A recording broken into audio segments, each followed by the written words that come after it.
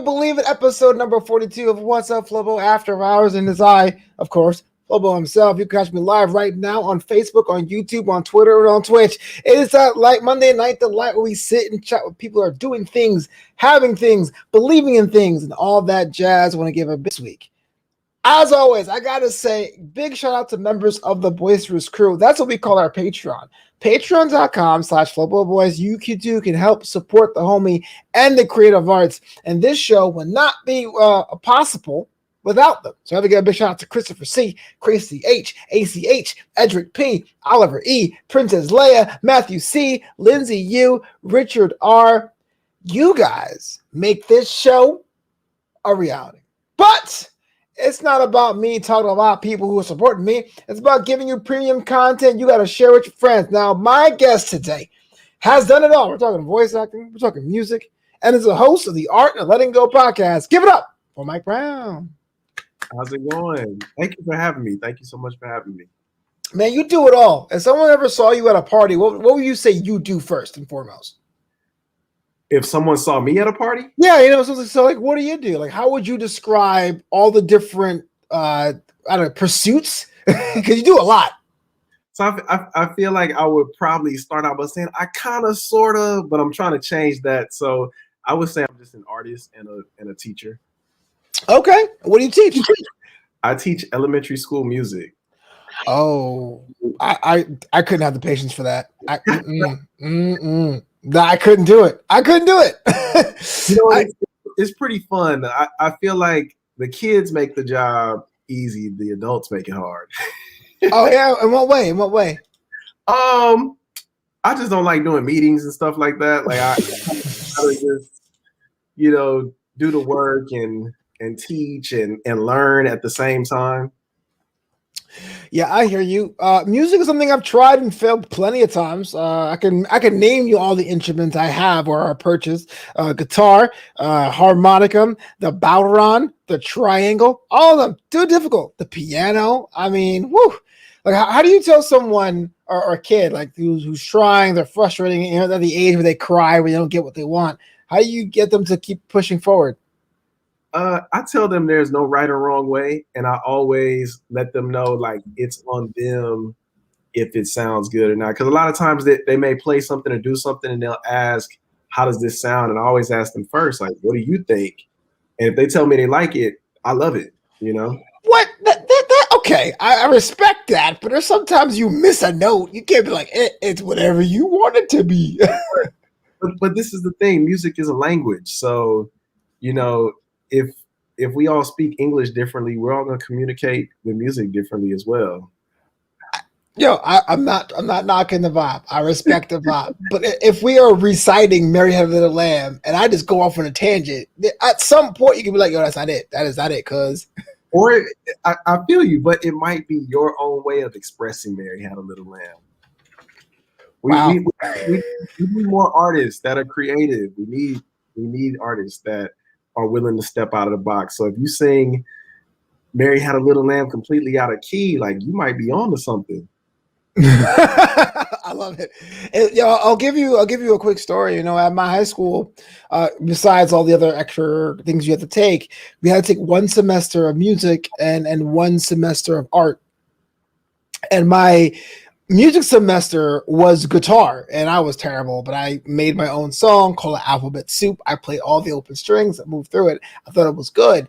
And they said, "Oh, you can't." I was my senior year. I was about to graduate. They said, "You can't graduate because you didn't take art class." And this was a weird dynamic. Now, I was a senior in freshman art trying to graduate, but that teacher was the opposite. She was very particular about the shades and the colors used. You went outside the lines. It was like points off.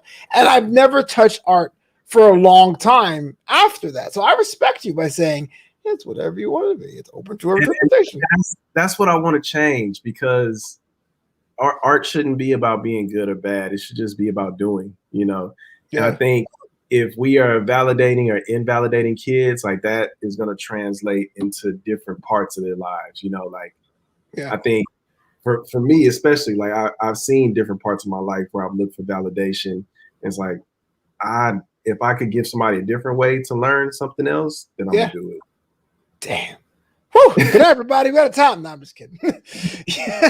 That's pretty noble, man. Especially, I feel teachers don't get the respect they deserve. We're talking about like aptitude tests and long hours and people just not giving them the raises y'all deserve. I just feel like it's pretty cool that despite all that, you're like, I do it for the kids, man. I do it for the kids. My last job before this was Starbucks. So okay. Starbucks to teaching, this feels a lot better. Either way, you're impacting lives, but now you can do it with kids, man. That's dope. Let's talk about the podcast and the art of letting go. I read the about me paragraph, but I want you to really walk me through as to the why, right? There's a lot of podcasts out there. I mean, there's literally, I have 6 myself, but there are literally more podcasts on the planet than there are Americans on the soil. Why did you decide to do your own? Like, why did you decide that art of letting go is for you? Because therapy was too expensive. I was in therapy and it got too expensive for me. And I said, you know what? I still need a space to talk. So that was my outlet after therapy. Wait. So how does that translate? Because I feel like in therapy, it's more like you have a professional and they help you guide you things. But in this show, you're asking people about their lives. So where was like the feeling of being fulfilled there? So that's kind of where we're at now. Like when it first started, I was just kind of going and talking about my own life. Really just therapy for me was saying things out loud and working. Okay. I needed that space to still say things out loud. I'm back in therapy now. So that's why I guess I'm interviewing people these days. Yeah. That's dope, man. For sure. Yeah. I talk to people about their lives. I share my own and really just want to show people what self-love looks like and self-awareness and just being your most authentic self. So that's kind of what I try to reach and talking to my guests as well. Yeah. And the name, The Art of Letting Go, where did that come from? I had a lot of things I need to let go of. I was working through my first relationship. It was kind of like around the time where I first came out, and I was experiencing a lot that I needed to let go of in order to grow. Is it like a personal thing, or were there external forces? Where like was the world give you pressure for acknowledging your true self, or it was like the fear of being your true self? I think it was both. I think not necessarily like my family or my friends, but just society as a whole didn't make me feel comfortable being myself. And because, once I was able to fully be myself, it's like, okay, nobody else cares about this. Like, it's about me figuring this out. So it really became like a journey of myself and really trying to understand and just figure out who I am. Yeah. Yeah, I didn't mean to make this so deep, man. I'm sorry. We having a good time. I was like, so about this therapy, tell me about it. Because I think your story is so fascinating. Because a lot of people, when they start a podcast, and I've done this too, I'm not trying to be like people, but like myself. I'm like, what's your show about? My first podcast was called 26 Stone. And it was like me talking to my friends, like, hey, my friends. But like you had a purpose from the jump. You lived through, or you're living through the great pandemic of 2020. The question is, how has that podcasting journey evolved despite or because of the pandemic? Honestly, that's what made me kind of level up in a sense. And I say that because I was just doing a lot of like in person talking to friends and stuff. And the pandemic kind of forced me to start reaching out to people. I started reaching out to people that were in different cities, just kind of walks of life, and it started opening my audience to other people. Wait, were they expecting you? Was like, why are you calling me? Mike, why you? Yeah. I just would reach out to people. Like, if it was a friend, I would just tell them, hey, I want you to come on the podcast. If it was somebody I didn't know, I just always tell them like, hey, I have this podcast. This is what it's about. I'd love to have you come on and just talk. Because I try not to be too interview in my show. I kind of just like to have conversations with people and let them flow what they do. And a lot of people, I don't think I've ever been turned down. Yeah. Must be nice. I don't get turned down. I get ghosted. I either get ghosted, which is common, or I get like the weird Weasley, oh no, Flobo, you should get somebody else. I don't deserve to be in your show. You're like, for real? Yeah. last minute weird things come up, cancellation. So yeah, I guess I have had that. It's like if I'm asking you to be on something, I already think you're good enough to be on the show. That doesn't okay, whatever. I'm getting off topic. It's not What's Up Flobo complains a lot. Haywood Wong asks, wait, how long was Mike with Starbucks? I'm not sure why he cares as much, but how long? I was with Starbucks for a year and a half. Do we know each other? I don't know. I'm just trying to holler at you. Derek says, Mike's with Starbucks. There's definitely double chocolate chip and the marshmallow drink. I think it's usually those sales. It's funny. He's like ordering his drink in his comment. My favorite is a multi-vente wrap. Like, come on, Derek, it's late. Like, that caffeine's crazy. I'm a coffee guy. Let's go coffee. Okay. They used to put me on the register because they said I was too slow on making drinks. So they used to just keep me at the register because I could interact with the customers and be cool. Dan's kind of messed up. Were you offended? You're like, what do you mean I'm too slow? Like, or was it kind of like, all right, cool, forget the drinks. It was okay because there were times like, you know, if you go to Starbucks, if y'all go to Starbucks, you know they do the frappy hour with the frappuccinos where it's like, I think it's like buy one get one or something like that, and people go crazy. So you just in there making drinks, and I'm just kind of at the register, just talking to people. Wow, you got your whole team mad at you. Like, look, Mike Brown ain't even making these drinks.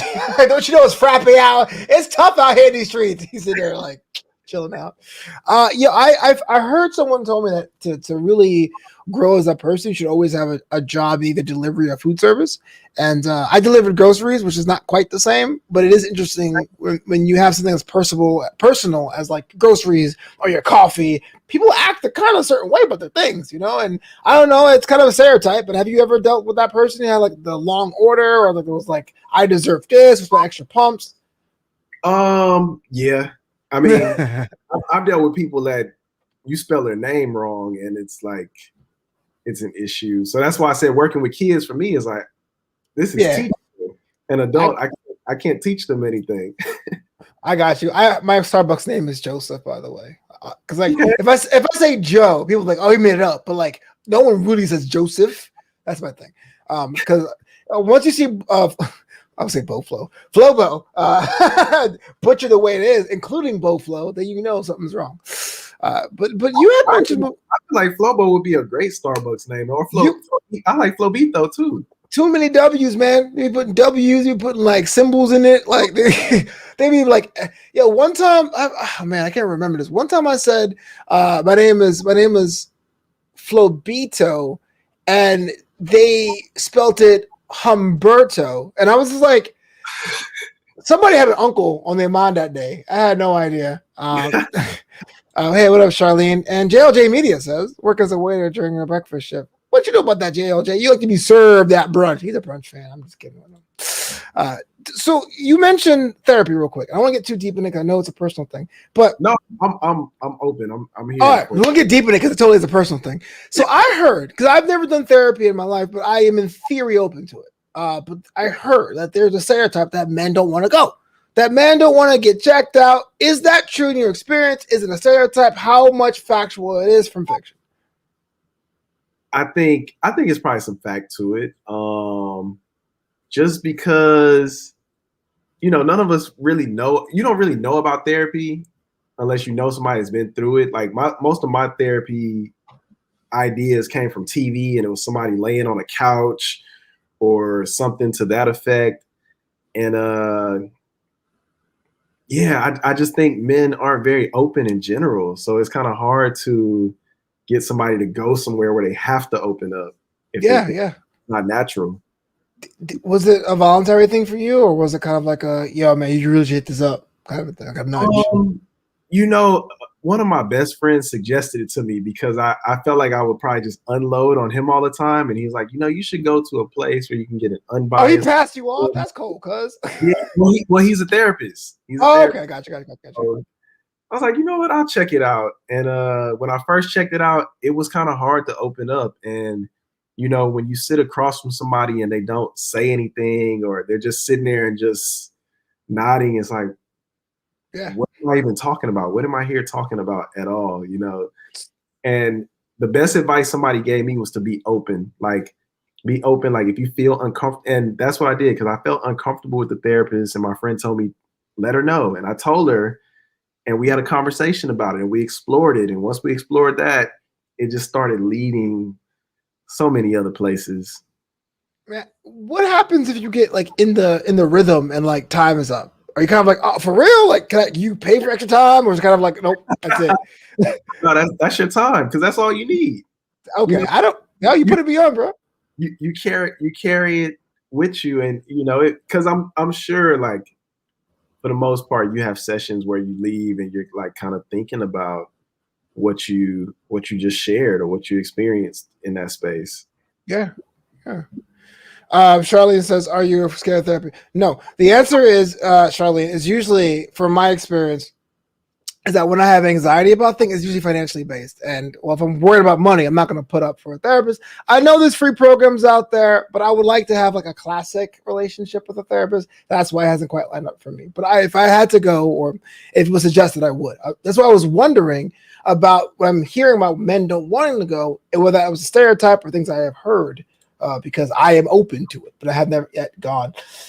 Derek Fisher says, my stepdad had this therapist used to fall asleep on him time and time. Stop calling him. Damn, man, you have one job. That is to listen. Yo, how messed up is that? Have you ever had something on that job before, Mike? Have you ever had a job where you're kind of like dozing off in the corner? Yeah, not in the corner, but during Starbucks training for sure. Like Yeah. It was boring. Yeah. I just can imagine. Like, are you paying attention? Nope. You right. So how many episodes do you have for the Art Letting Go podcast? Where do you see it going? What's the next step for it? Those are great questions. Oh, come on. So I am 130 episodes in. She. Thank you. Yeah, it's been a journey. It's been a journey, and I plan to continue with the journey. And I'm just trying to grow the brand of the podcast to do other things, because I do so much. I do art, do music and stuff, and I essentially want my music and my art to connect to this brand. So really being intentional about like just all the things I'm doing and using this podcast is just my place to just share everything that I'm doing. Yeah. Well, speaking about your art and your music, I kind of got in contact with you through a different aspect. A mutual friend, James Lott Jr., JLJ, was on the show a couple weeks ago. We worked together on a audio drama. My man Mike Brown is a voice actor as well. What was the deal? Was that the move from the get-go? Did James go to hit you up and say, you're doing this now, to show up and read the script? Like, how'd you get into the voice acting side of things? It was something like that, but not as forceful. He was kind of just like, You sure? It was James Lott Jr. we're talking about. That's funny. I feel like we never say no to each other. So anytime I call him, he always says yes to me. So he called me and was like, he had this part. So I was like, sure. And I'd never done any voice acting or anything. And it was really fun. So what's the experience like for you? That's the first time doing it. I mean, was it like something you expected? You expected something different? Was it like harder, easier? Like, how'd you feel? I was nervous. I was nervous the entire time, just because everybody else, like y'all were so good, like y'all were so professional. I was like, man, I don't know. I don't know if I sound like I'm reading or if I'm giving enough emotion. Yeah. So it gave me a little anxiety, but then I think the couple of times I stumbled and we like did it once or twice over, it made me more comfortable. Like, okay, I have the space to like mess up and fix it or whatever I need to do. Well, you know what? Doing a voice drama project with JLJ is like going to the gym, because you walk in there like, yo, am I whack? But then everyone's in their own head too, so it's like we're all whack together. We like you, James. I'm just saying. We're just talking about our feelings, James. I'm just dang. Charlie, I don't think this is true for your case, but Charlie asked, were you on AfterBuzz? I don't think so. Or AfterBuzz TV, or you were? I was on. What? My show. Wow. Yeah. Wow. What show was that? So many of them. I know they do have like 20 different shows, man. It was. Oh my gosh, I'm so embarrassed. It was. He had a show about being black, right? James, Okay, that's a lot of it. what was the name of your show, James? Was it Breaking In? Was it the Breaking In show? Yes, it was Breaking In. Okay, yeah. Don't worry, I got you. We still got you, man. You fine. Yeah. Yeah, that's cool. That's cool. Yeah. Because that show was a long running one. But just roll back. I want to move on with the voice acting thing. You've done a couple roles. Favorite role you've done so far, and what you want to do, like if you get another chance to write any character you like. I'm sorry, what was that again? So you've done a couple of voice acting roles. Did you have a favorite role as of right now? And if there was a role that you would like to have in the future, which one do you think? So my favorite so far is actually the one that I'm doing on Fairview Heights, which is another James Lott Jr. show. Mm-hmm. Because I'm playing a gay man, and Okay. it's cool because I am a gay man, and it's almost like this person is supposed to be like me, and I get to be myself, so it's kind of cool. Yeah, I get to play a fictional version of myself in an alternate universe. That's what's up. Yeah. Fairview Heights is out now. A role that I would like to play. Yeah. I would like to probably be an alien. Oh, wow. I did not see that. Okay. What kind of alien? An alien that comes to Earth and is sent to save the world with art. Damn. Yo, James Lott Jr. hit the right on that right now. Write it. Write it. I think Fairview Heights is available now on all your audio podcast things. That Spotify, that iTunes, that Google Play, iHeart, all that good stuff. But yeah, Homeboy pumps them out. Watch. 36 hours from now, I got a brand new series featuring Mike Brown, the alien who does art. Play. Snap. So you had mentioned that you were a musician, and I actually heard one of your songs you worked with, also with James. It was the soundtrack to that Vex movie. It was called "Move, Move, Move, Move." Yeah. Really cool. So walk me through the musician side. Was that something you wanted to do when you were little? Do you have a moment where like music is the move? Like, walk me through that. Music is what brought me to LA. I would say I've been making music, like just making up songs and stuff since third grade. And before moving to LA was when I started producing music. And yeah, like I said, that journey led me here, and it's kind of it's never went away. It's one of those things that'll never go away. So when I got the opportunity to work with James, he sent me some music, and he just was like, see if it speaks to you, see if anything comes up. And yeah, I had it for a while, and one day I just happened to listen to it, and I was just like, let me just see what comes up, just listening to it and what I feel. And that was what came out. Yeah. And your own projects, was that a departure from what you're used to creating, or was it kind of like in lockstep of what you usually make? It was a little out of my comfort zone. I think that's why I was a little afraid to do it, because I mostly make like rap, hip hop music. Okay. So out of my comfort zone, but I was like, you know what? Like, be uncomfortable, like have fun and just see how it feels. And it really was fun to do.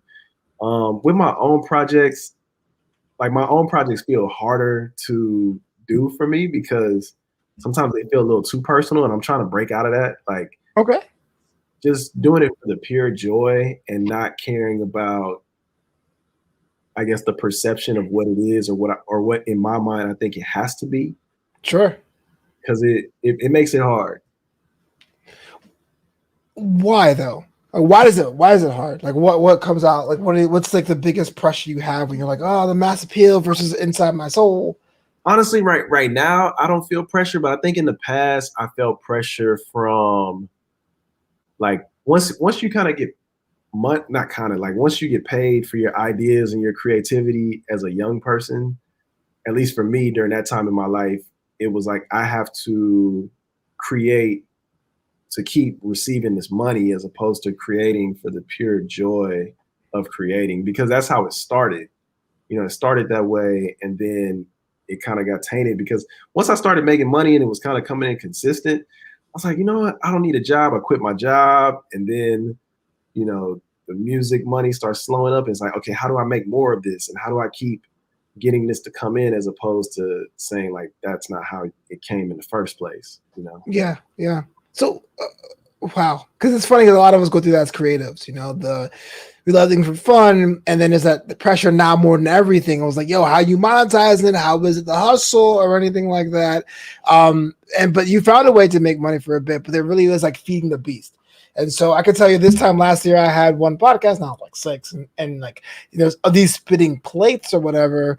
Was Can you really talk more about the strain that must be for a creative to like to balance the creative side of creating what it is and having it on time and working with collaborators? Like, what was your experience with that?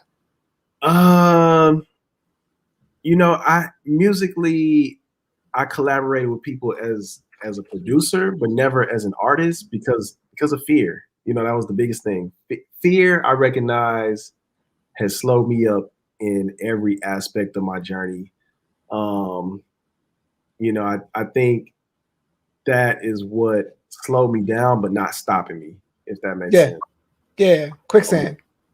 Yeah, and it's funny because I was talking to James Lott Jr.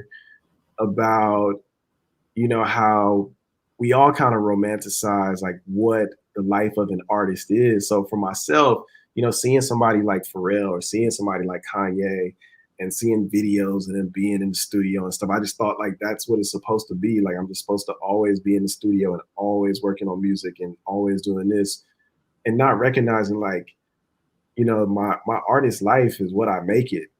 Like all of our lives look different and we all do different things. So it's like, somebody maybe they may not, but somebody may not be creating 24/7 all day. That's how you have to take time to live. And I think for me, like living my life and creating the life I want to live is kind of inspiring the art. Question from Rio Vaughn asks, would Mike ever collaborate with other artists? And I guess who?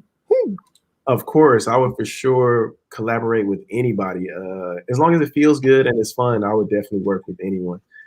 I am working on new music with a friend. He's a producer, and he asked me to rap on some of his music. And I had to get out of my head to really be able to be my best self in the space. So I've been stepping out of my own way and just doing what I'm called upon to do. I'm saying yes to everything right now. How has your rap persona evolved over time? Like, have someone had to describe the kind of rap you create? Like, what would you say? I would say I create motivational rap. Okay, like Tony Robbins in the booth. Yeah, my music kind of feels like the podcast. Like it's very introspective, and it also is to inspire other people. I think when I was younger, I used to try to create what I thought people wanted to hear, and it just didn't feel good to me. It didn't feel right. Yeah. And now, like my music sounds more authentic and more like me. And I think, like just the friends that I've shared the stuff I've been working on with, like they all say, like this is some of the best stuff you've ever done. And I think it's because I'm just being true to myself in it. Yeah. Well, for creatives, there's always that thing about like being authentic, right? Like being yourself, being true. Do you feel like, and maybe I do because I'm just bitter and I'm old and I'm jaded, that there is a little bit of like that manufactured authenticity? Like, oh, this artist wears baggy clothes. I'm not saying her name. I'm just saying. I mean, is there kind of a balance there too, creating something true to self versus, hey, it's true to self enough for mass appeal, or like, how's that something you have to struggle with? I think it's dependent on the person. Like I don't think there's like a one. I don't think there's a one way for it all. Like I think some people, especially if you're playing like a mainstream game, yeah, I'm sure you probably are creating for the masses. But I think there are people that still create for themselves. And the thing about the people that are creating for the masses, even if they're not authentic about it, whoever's creating this stuff for them is probably writing from a place of authenticity. Yeah. 2021, Mike Brown, the world's coming back, so I've heard. I don't know. I'm got half of these vaccines, got one more on the horizon, man. Like, what do you want to do? What do you want to go? How do you want to grow the brand? How do you want to live? How do you want to be the end of this year? I want to travel. But to where? I'm going to Mexico in June. Yeah. Paris again. Because I just saw France is opening up to everybody. So I want to go back. And they said you have to have the vaccine. So good there. Yeah. But I think traveling is the biggest thing. Like, I'm starting to get comfortable again, like being around friends and being around people. Let's let you go for a while. I know that feeling. We're like, yo, my homie, is that a cough? Are you clearing your throat? Like, I get it. I get it, man. I get it. It sucks.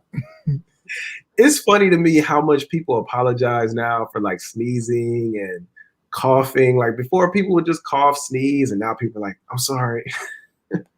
Oh yeah, like it's.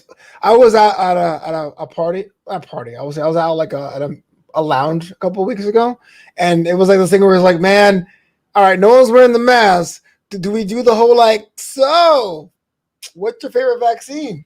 You know what I mean? Like it's like Survivor, you know, like a zombie movie. Like, yo, which one of y'all is infected? It was a weird sussing out process. How do you think we're gonna interact with each other like after, like once the world is open? Because like some people haven't had a year of interacting with people, so it's like, what's it even gonna be like?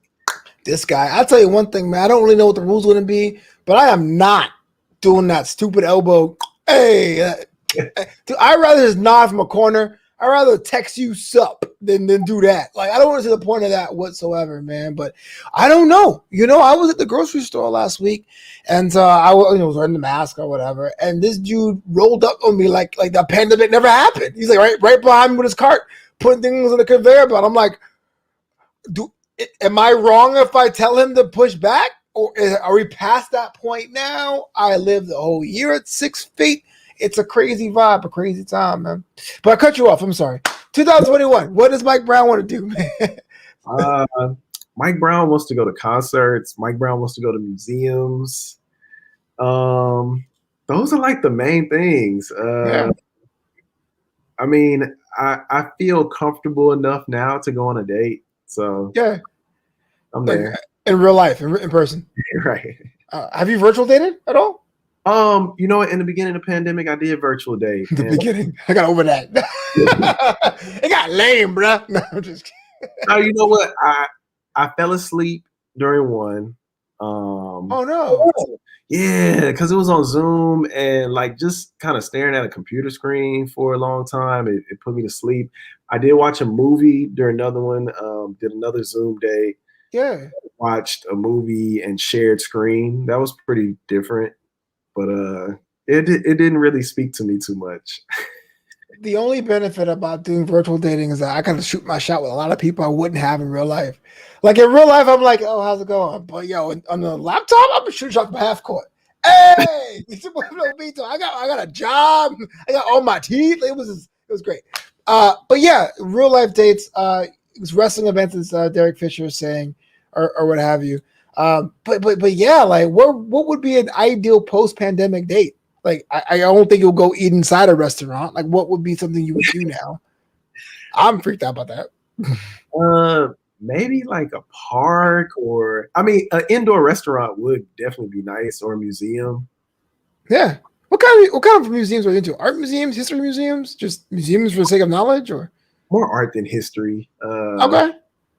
Sometimes history could be a little heavy, so I prefer art. Yeah, I mean, history isn't funny for a minority. Like every period of time has been bad if you're black. I'm just letting you know.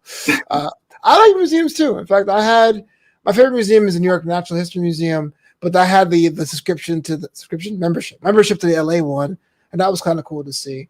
Or LACMA. LACMA's always a good one because it's like a museum complex, you know, for sure. I love LACMA. I like a lot of the museums in LA. I like the Getty more so for the view than the actual art that's in there. Yeah. My favorite museum is probably, gallery is probably the Salvador Dali gallery in Paris. Really like that a lot. one of the things I don't like about like going to sometimes like a history museum or like a museum that has like old art, kind of like the Getty, is they have like these paintings with the angels and all that stuff, and like it's never no black people in heaven. Walk in there. Nah, I'm out. I'm out. Fair enough. Is liking a museum or not liking a museum a deal breaker for you? Like if you date someone and like not to museum, is it kind of like, okay, that's a me thing? Or it's kind of like, oh, we like museums. I'm out.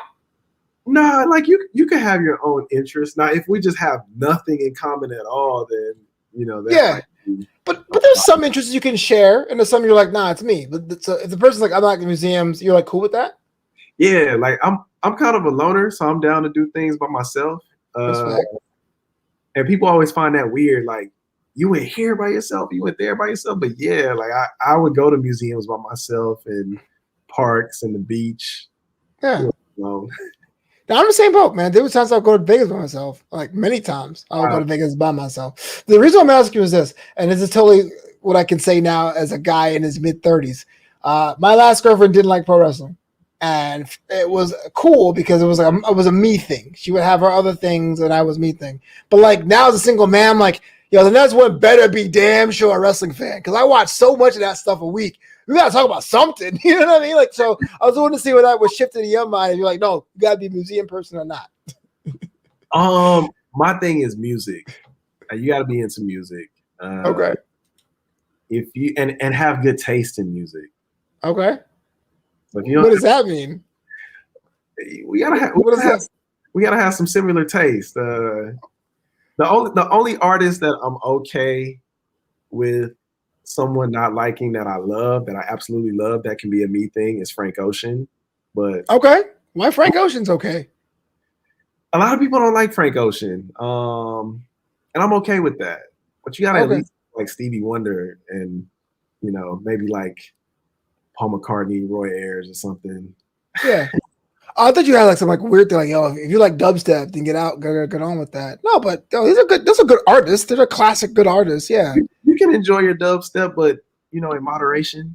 Yeah. No, because when people say that, like if you have like good music, I always wonder because I went to film school, and when I say good movies, I'm from a working class neighborhood and family, so for us, because I went to the movies like once or twice a year, what I think is a good movie is the spectacle. So I give you a ticket, make me feel the explosions or the hero punching the bad guy and getting the girl. That to me is a good movie. This is why, even though I have a film degree, I will buy and watch all the Fast and Furious films.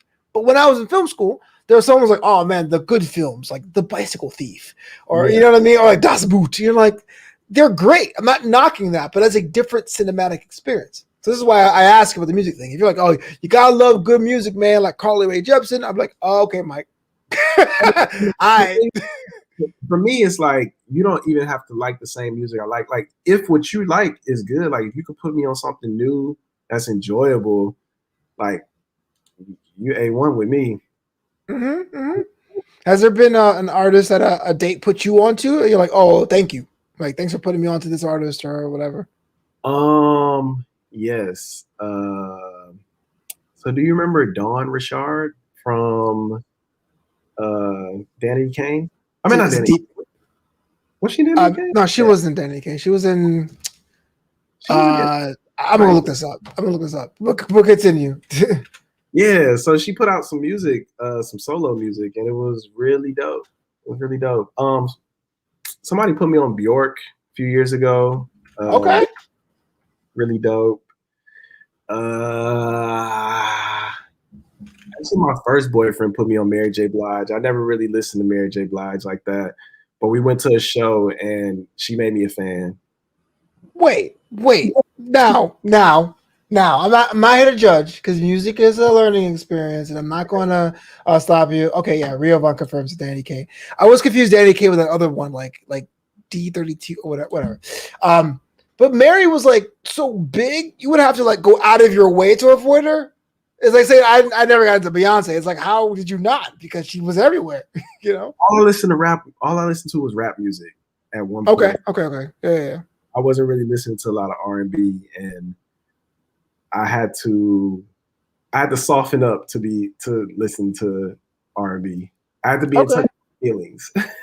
Yeah, I'm in the same boat, man. Like, and there's a lot of things that I say that I wasn't a fan of. People are like, "Yo, you still got that black card? You sure?" Like, because I grew up in the '90s, and like a lot of '90s R&B sounds the same to me. Like, I know there were groups and there were artists, and I can pick out a Boyce II Men out of a lineup, but like it was never like, oh man, Jagged Edge versus Rough End versus As Yet versus. To me, it was all like. But when I did weddings, you know, when people would ask and request these things, like I had to learn which ones were bops, I guess. And now my brain can mathematically say, "Oh, this is a good song." You know what I mean? Like, I'll never pop it in like, "Oh man, let me get that old school Usher," but like, I know what's good and what's not. It's a weird thing with music. So I did like Usher a lot. Usher around Confessions. That's what I meant. Dirty Money. Thanks for your Vaughn. Thanks. Yeah. Confessions was a good album too. Yeah. Damn, man. Yo, take notes, fellas. The man's got standards. Do you keep a bucket list? And if so, what's on it besides travel? I'll be honest. I want to learn how to Vogue. That actually is on my Wait, Vogue or Vote? Vogue. Oh, okay. I was like, yo, there's a website for voting. Yeah. Learn how to vote. yeah. Yo, so why voguing? Is it like you saw the video as a kid, or is it kind of like you know what? The motions just speak to me, and like, you know, something about it just looks very liberating. I'm not that feminine of a guy, but like I've seen people that are not that feminine do it, and it's still like just come off in this way that's just, like I said, it just looks very free, and I just want to see what that feels like. Usually when I say I want to do something, I usually do it because I wanted to try ballet and I did it. So I feel like my bucket list is always, but that's like the most recent thing that I want to do is learn how to Vogue. Yo, man, no offense to your dreams, but like you could do that in your house. Like you could start today. You could start today voguing, bro.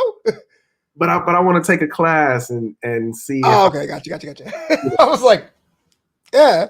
You know, I play around, but I really want to learn. Like, Yeah. No, I respect that. I thought you were kind of like, man, I wish I had an opportunity. I was like, yo, you can do it right now. You know, like, yeah, respect, man. Like, I can't think of a particular dance. Well, there was a time when I wanted to know how to shoot dance, and I realized I was too old to learn because I was old.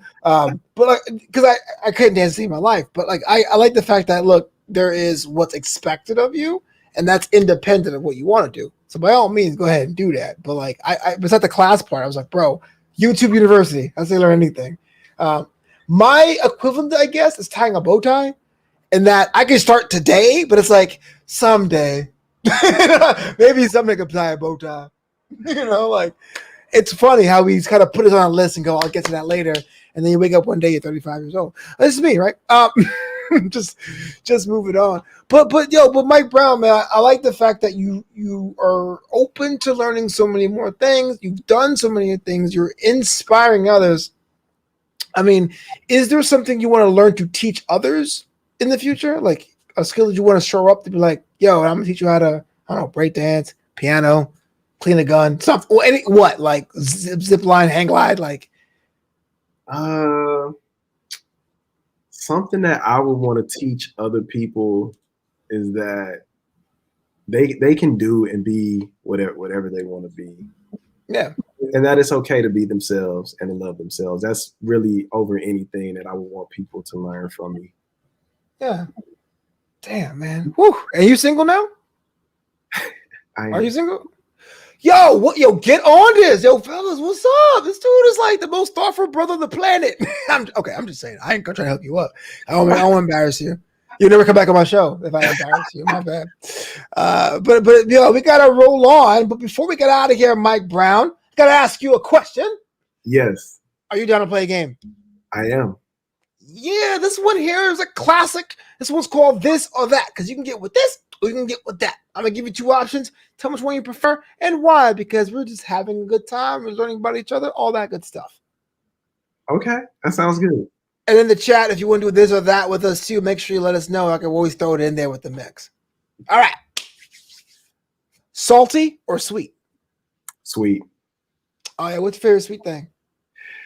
I love cookies. I love candy. Right now, I have these Scandinavian swimmers from from Okay. Trader Joe's. Not Swedish fish, but Scandinavians. Please don't sue us, Swedish fish. All right, that's yeah, I ain't mad at that. I ain't mad at that. Jazz or classical? Jazz. Okay. I used to play classical music in school, and jazz just speaks to me more. It's a lot more free. Well, I was actually a more fan of the Baroque period myself. Okay. Michael Jackson or Prince? Prince. Oh, really? You like definitely Prince. You didn't even think about it. You was like, you like Prince. You know, because Prince was writing, he was playing instruments, and like, I mean, don't get me wrong, Michael Jackson is amazing, amazing entertainer. When I was a kid, I was a fan of Michael Jackson, but as an adult, I'm more inspired by Prince. Then I grew up. I respect that. I got into Prince really late, and I get the wide eyes from people when I say the first Prince album I bought was Musicology. So I was way late in his career. Well, you answered that one already with your questions. Hugs or handshakes? Are you a formal dude? I prefer a hug, and especially now that we've experienced COVID, like I don't need to have a handshake ever again. That's yo, bruh, stop. Put it down. Let me hug you. Respect. Comics, Marvel or DC? I'm gonna go Marvel just because their movies are better. Uh-huh. That's all the time we have this week. No, I'm just kidding. Italian food or Chinese? Chinese.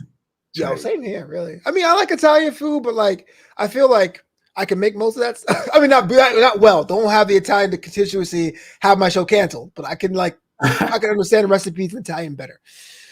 Yeah. Beach trip or ski trip? Ooh, that's a tough one, and I only say that's tough because I'm a beach guy. But I did go to Big Bear last month, and it was snowing, and it was my first time experiencing snow, and I could definitely go back to the snow. But I'm gonna roll with the beach. Wait, hold on. Are you from? Are you not from Los Angeles? Are you from? I'm from Houston, Texas. You've never seen snow until recently. Yeah, my first time ever going to snow.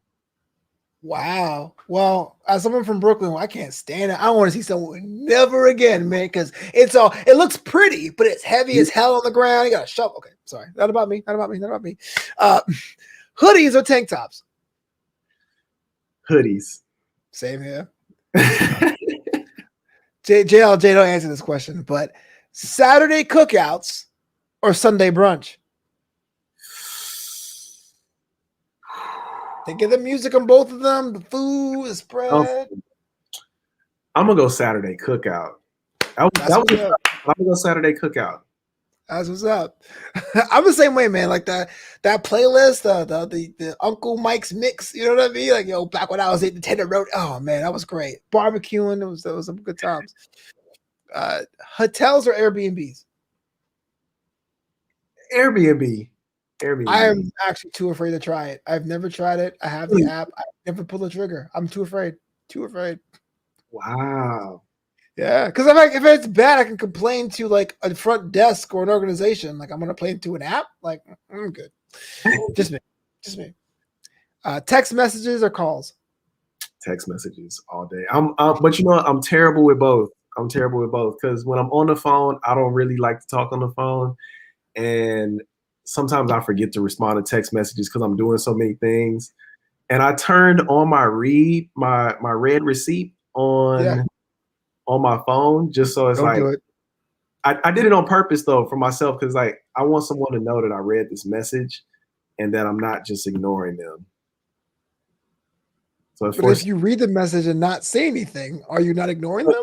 But it forces me to respond because I don't want somebody to see that I read the message and didn't respond. So it forces me to do it.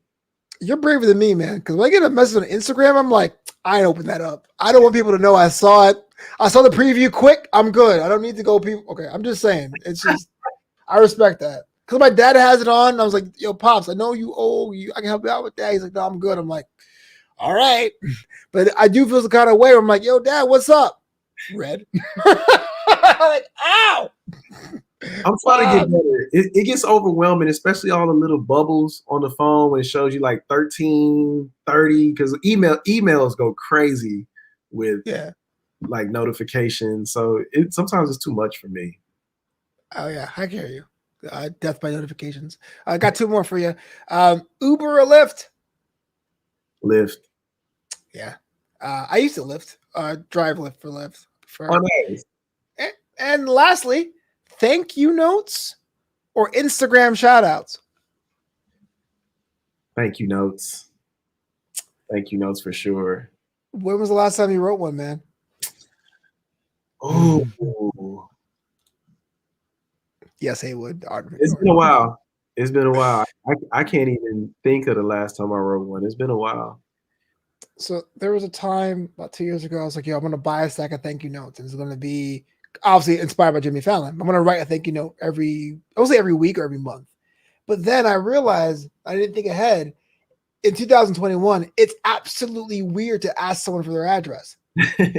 Well, yo, can I get your address? You get married, dog? No, I'm just forget it. I don't like. So I stopped writing them. But thank you notes are they're cool. I like them. They are. Yeah. I did give a friend a voice memo yesterday as a thank you, because yesterday was damn. I feel like I always get way too serious. Like once I start talking, I'm like, damn, I'm about to start talking. Tell me about it, man. Tell me about it. Yeah, my grandmother passed away. Oh, sorry to hear. Years ago, and I appreciate that. And yesterday was the anniversary, and I didn't feel sad this year. And I called a friend and just left him a voice memo because he actually helped me get through it by telling me, the way he got through his grandmother passing was by creating new experiences. So doing more stuff and also remembering that, they will want you to feel joy and feel good and not feel down about their lives. So I kind of carried that sense and it helped. Well, damn. That's, you didn't really have to thank them over a period of time. You did, man. That's great. Yeah. Mike Brown, maybe you are an alien, bro. Like the mix of emotions and experiences no other man has had, and you just keep pressing on, keeping the kids in check, teaching them music, just becoming a good person, creating stuff.